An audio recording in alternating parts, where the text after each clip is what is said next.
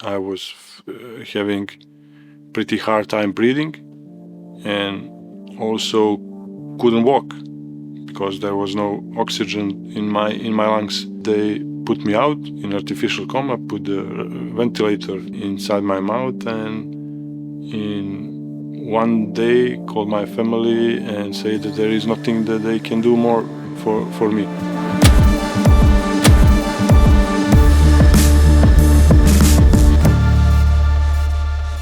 My name is Nenad Novovic. I'm a tech founder and serial entrepreneur based in Podgorica, Montenegro. It was a long time ago. I got my first PC. First 24 hours, I think that I played like 23 and a half hours of games. Then I passed out. Had a half an hour break for some lunch. My parents were not so happy and thinking that it was not the best of the idea to get me the PC. After a couple of months, I figured out that there is more to technology than only gaming, and started to explore the possibilities of development. I got some books. I was in my high school years back then. After a year or two, with one of my friends, we developed a first software solution for when you are renting the movies. VHS cassettes. Long time ago.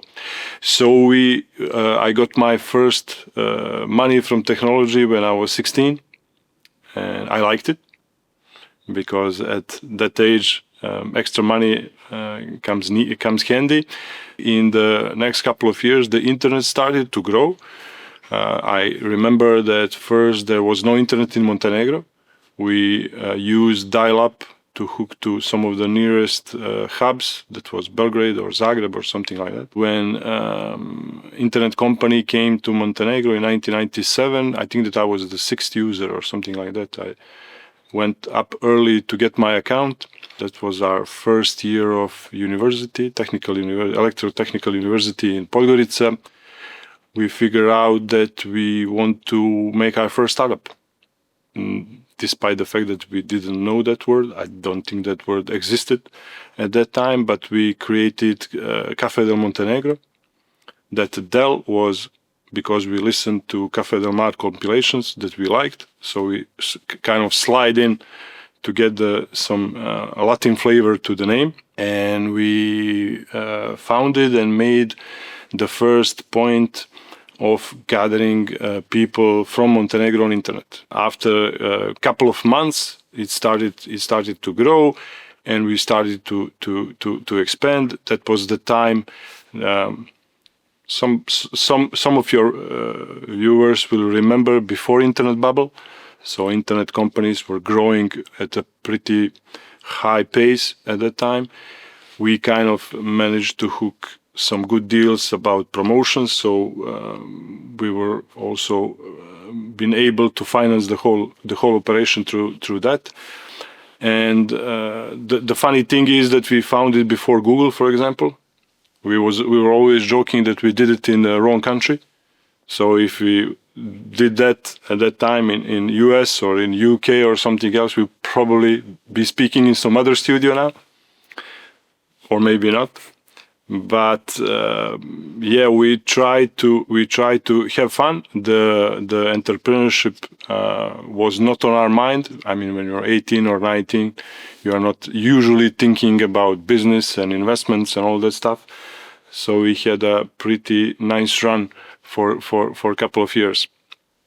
After the initial success, and when people start to visit the location, and we build a community, we build forums, we build chat rooms that hosted a couple of hundred people easily at the same time, we figure out that majority of those people do not know each other, because they are not hiding, but they are behind some nicknames and some profiles. We figure out the way how to get them on one place, so we started to organize some parties at that time with some electronic music. That was not maybe the most common music genre in this part of the world, but it started. We made even a franchise called Three Friday Parties. That was pretty popular in the days, bringing on some DJs from abroad to Podgorica, and there were easily a couple of tens of thousands people couple of thousand people, sorry, present, and yeah, we remember those days with pretty good sentiment. And what inspired you to start this Café del Montenegro chat portal? The germ of that idea, where did that come from?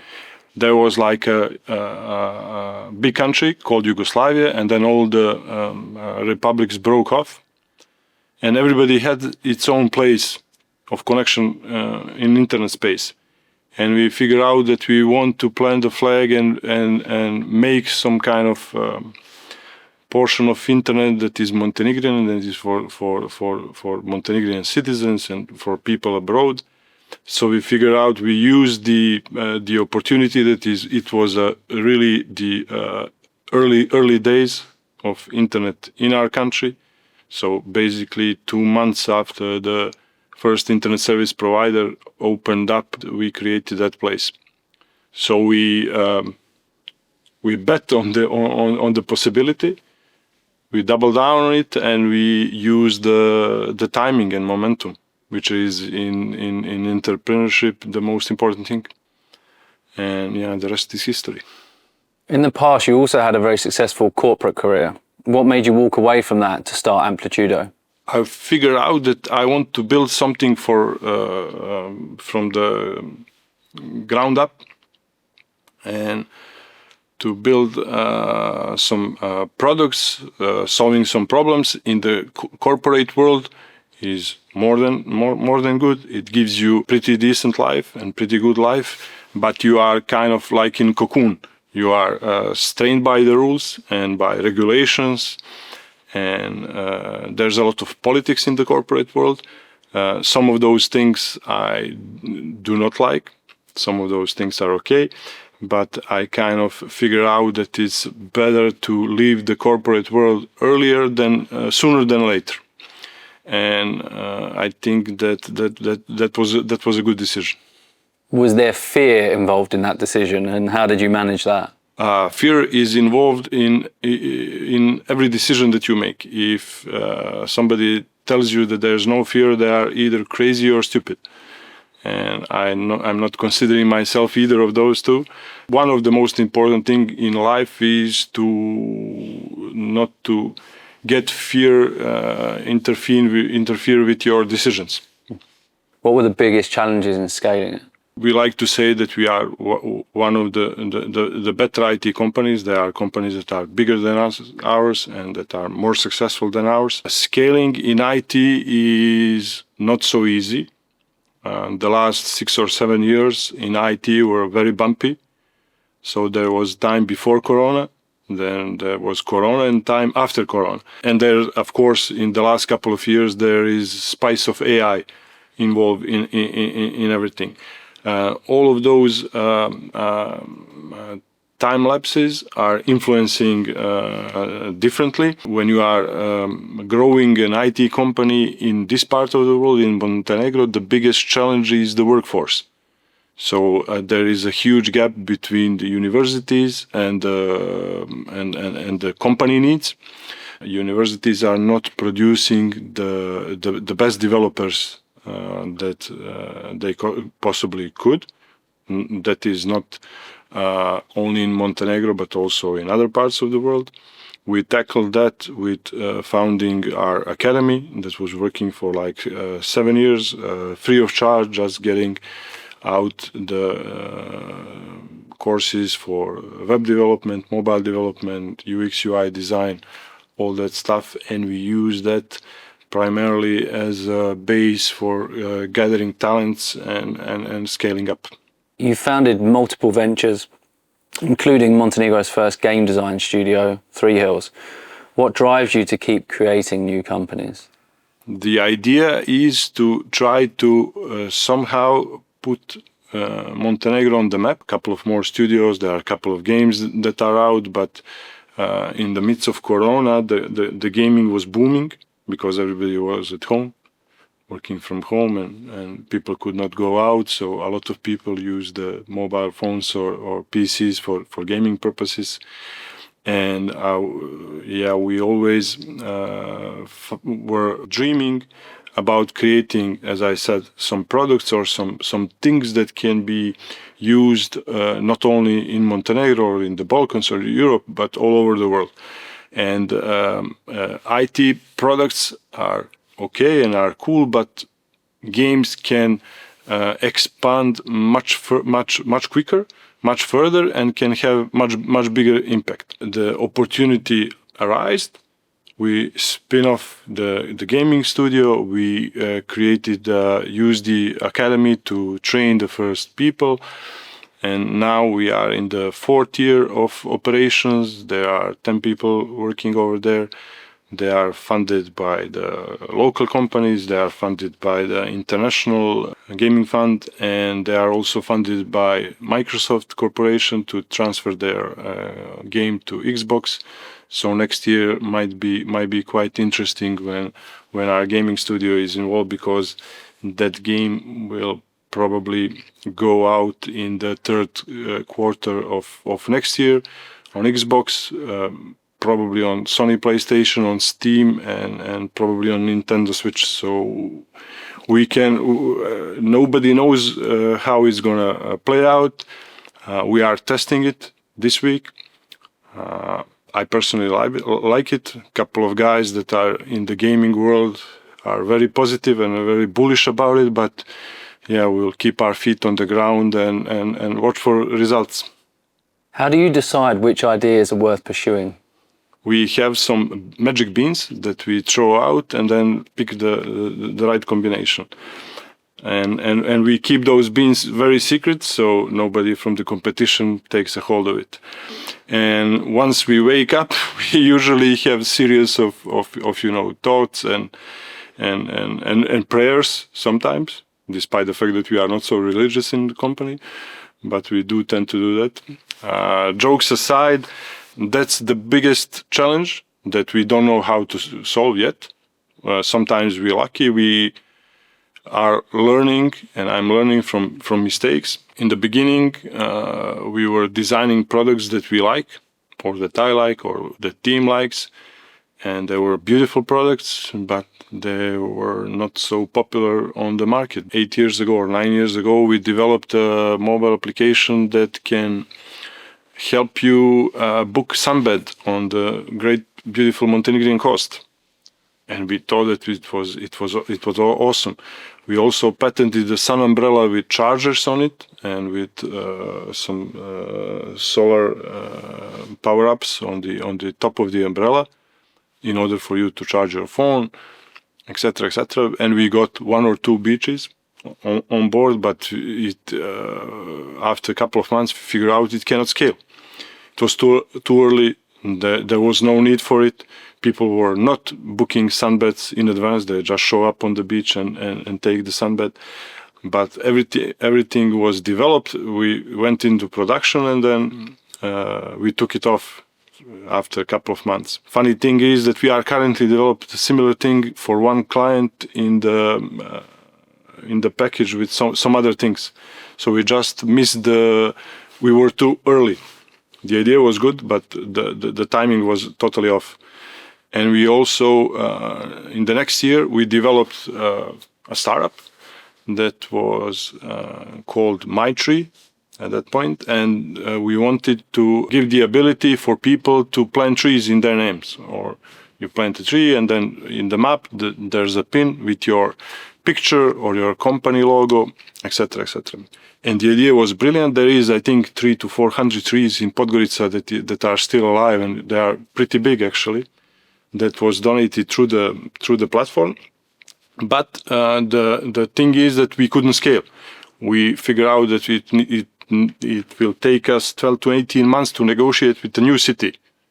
Cities are not the quickest institutions, not in Montenegro, but also not in Europe. So we couldn't scale, and it was very difficult to make it a business.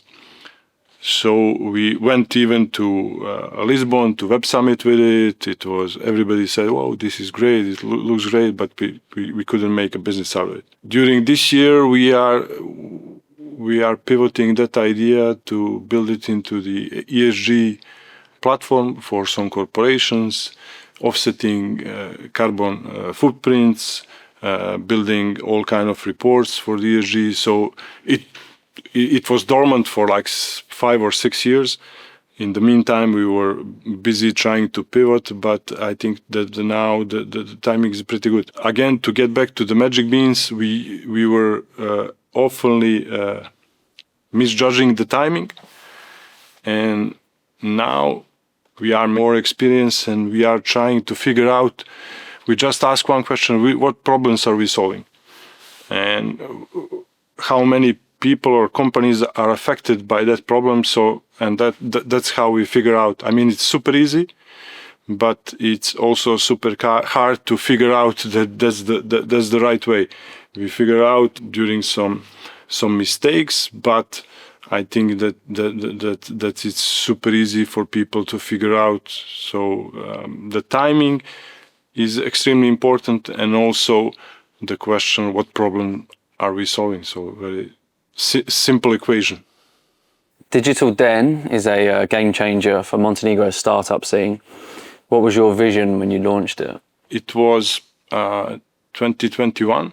We figured out that we joined forces with Darko Ivanovic, Esquire. He's a public figure and a long-time journalist with a lot of social capital in Montenegro. We figured out that we want to gather startups not only from Montenegro, but also from the greater Balkan area, and that we want to connect them with the US market. That is for us, and when tech is in question, probably the biggest market in the world, at least at that time. We got early support from the US State Department. They loved the idea. We wrote a project. We sent it to them. We got some funding from them, and we went to the scoping trip in late 2021 with some special visas and with masks off.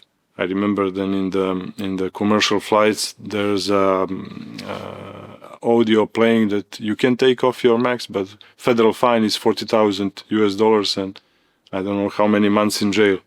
So we were keeping those masks on, and we were starting to build a network over there in a couple of cities like Phoenix, Denver, New York, Portland, Chicago, Austin. In the next year, we started to bring over the startups from the Balkans. And it was like an interesting experience for everybody, both for the hosts and for the startups. We are now in the 4th year. Digital then has more than 30 startups, close to 30 startups in the portfolio. Maybe 40% are from Montenegro. The rest is from the neighboring countries. And some of those startups are starting to show progress. Some of them are profitable. They are employing new people. They are opening up some boundaries. They are exporting goods and services from Montenegro, which is one of our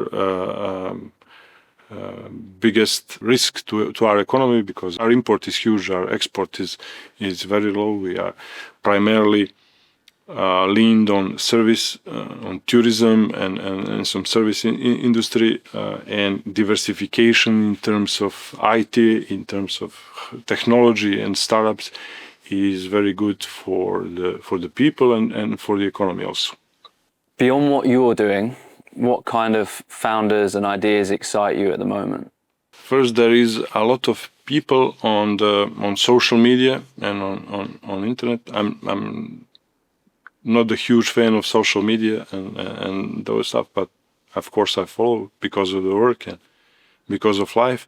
There is like a flood of people that are preaching about entrepreneurship and about some getting some advices and some other stuff. But from the early days of internet, I learned that most of the things that you find on internet and you need to fact check, and they are maybe not the most precise information in the world.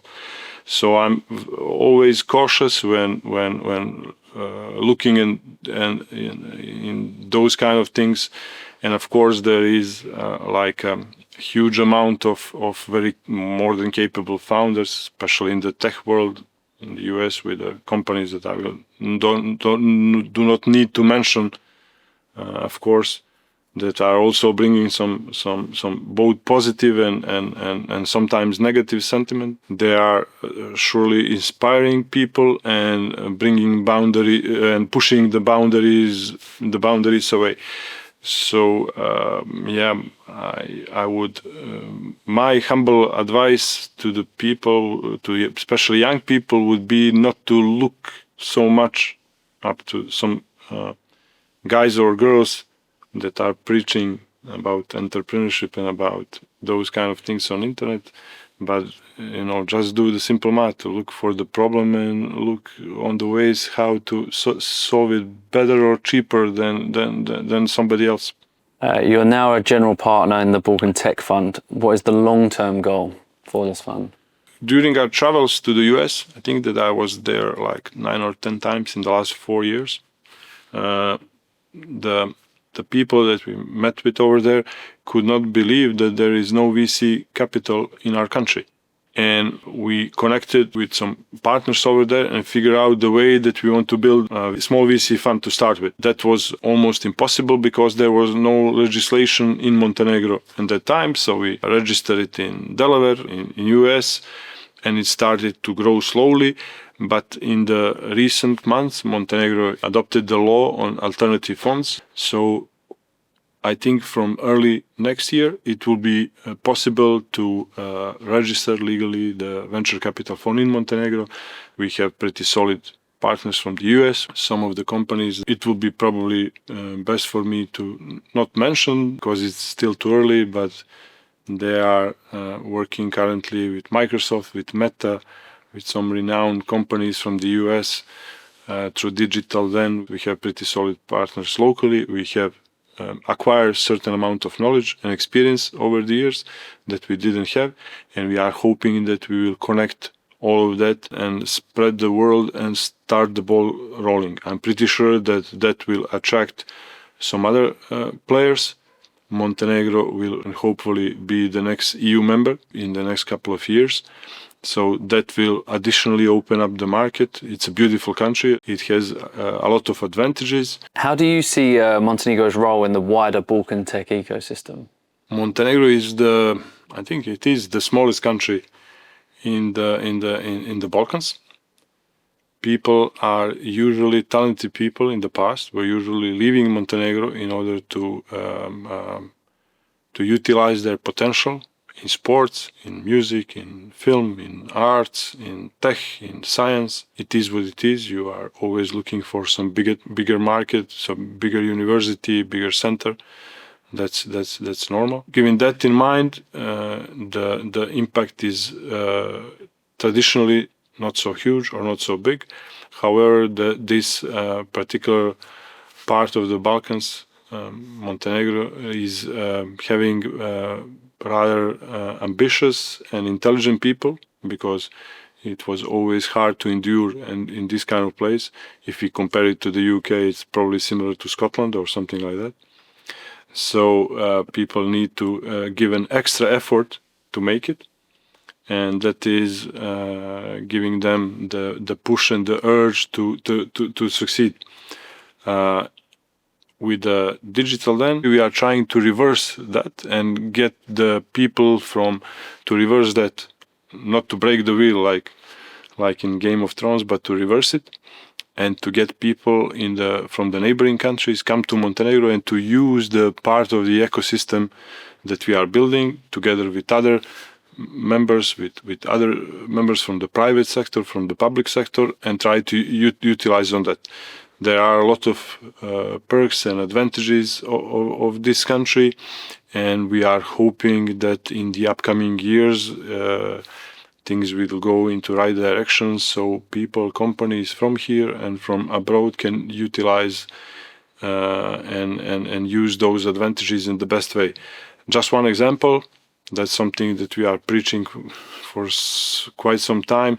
This would be the perfect country to brand it as a sandbox.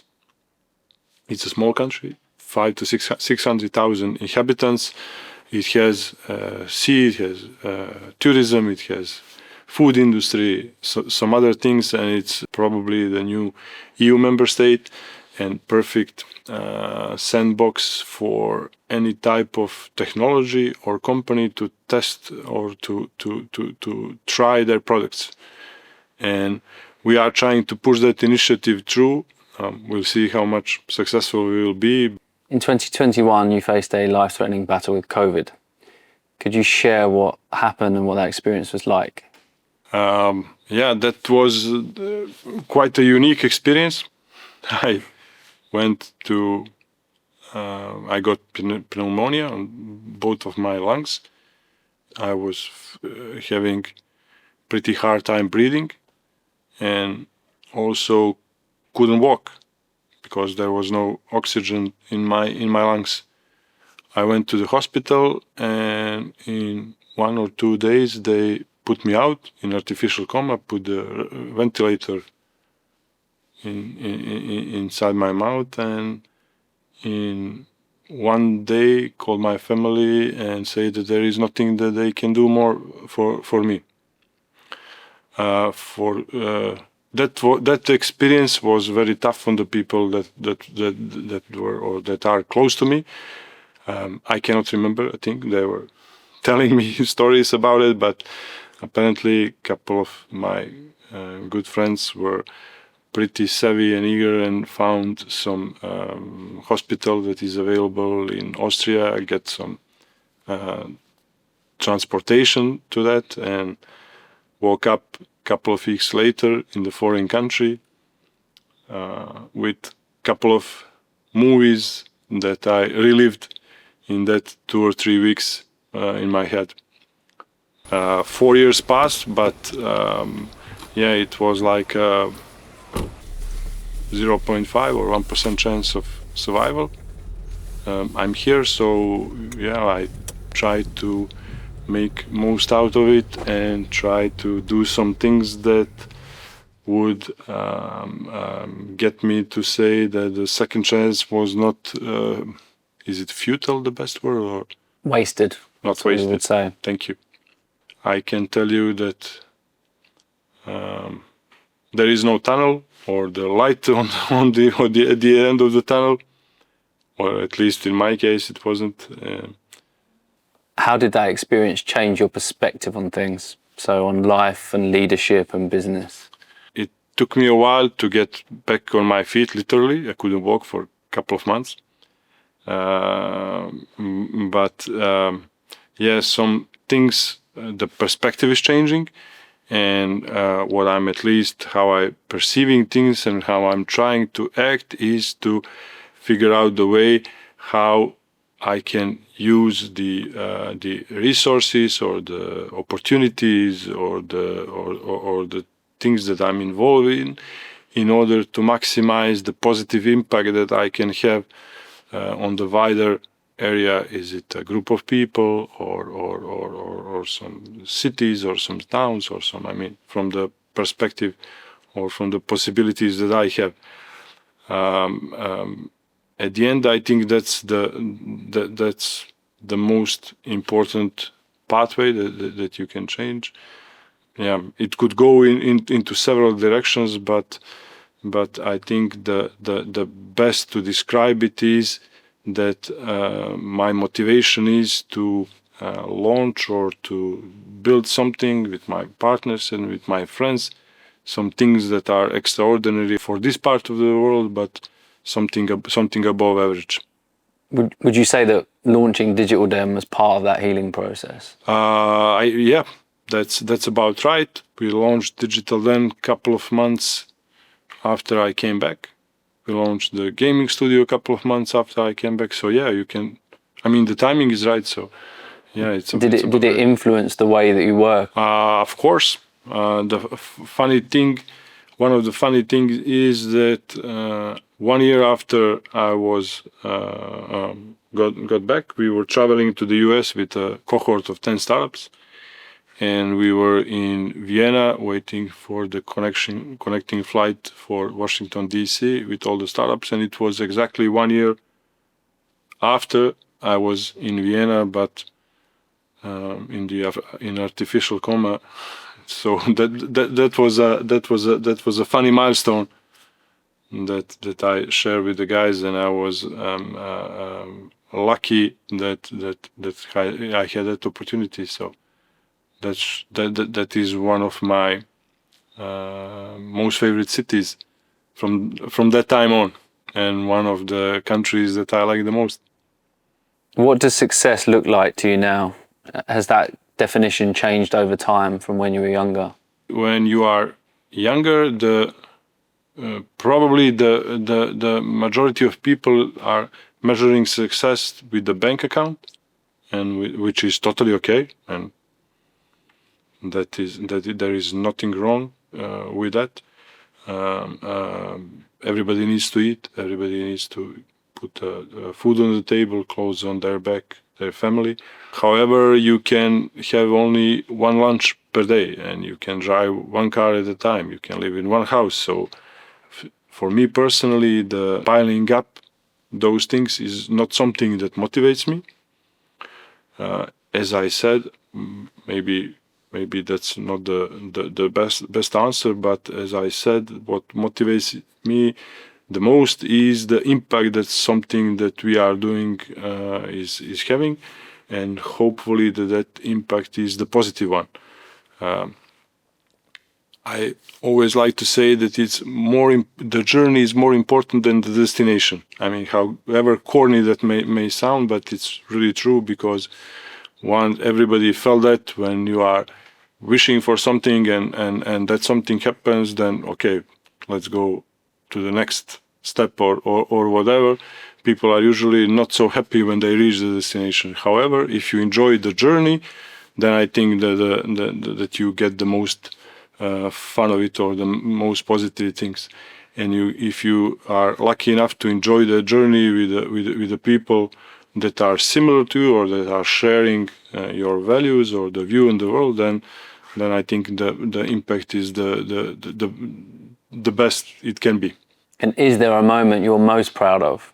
There are a lot of smaller and mid-size victories, and once you push that boundary, then you are just looking on the next boundary and on the next challenge. I don't usually sit down and tap myself on the shoulder, but rather looking outside and seeing what next challenge we can face. If you could give one piece of advice to young founders in the region, what would it be? Run away. Just kidding. Of course, I would certainly not tell them to run off, because the brain drain is something that is killing this, or could kill any region, especially this one. And if we lose the battle on getting the brightest and the youngest away, then we cannot do anything. Aim high, don't settle, pick their battles cleverly, and the most important thing, to pick their allies cleverly, because you cannot, in any market or in any region, you cannot succeed on your own. You need to have some good people around you, and the most important thing for me is to have your A team motivated and understanding the vision, mission, hopefully sharing it. And then when you have the good crew by your side, then none of the challenges or tasks is impossible. What's next for you? Are there any new ventures or ideas on the horizon? There's always new ventures and ideas on the horizon. That's maybe my favorite question. We are kind of pushing Amplitudo to be the engine, and we are together with Darko and the crew pushing Digital Land to do some extraordinary things with the infrastructure and sandboxes that we built. Next year is pretty important. There are a couple of startups that we have huge expectations of. One of them, of course, Three Hills Gaming Studio. We have the game getting out next year. We will see how it will play out. Of course, there's the Badger. It was founded by Darko, my partner in Digital Land. Darko was and still is a public figure in Montenegro, pretty famous journalist and founder of the firm of the local club and the national team. So he has a lot of hats, and Badger is his child. We were fortunate enough to help him realize his dream and in the very beginning have some small impact in the development of the device. It's a conference tool. It's a new technology that is patented. Nothing similar exists in the world. It's a tool that is disrupting the conference industry, getting rid of the linears and all that printed paper. Instead, you have a digital badge that is connected to your phone via software that we helped develop, and that is giving you all sorts of possibilities, exchanging contacts, seeing heat map, which part of the conference are more popular on the others. It can have payments on it. It has a lot of things that it does. We had a couple of conferences in Montenegro. On all those conferences, people were asking how they can get their hands onto the badger. Whoever see it on the conference saying, oh, what's that?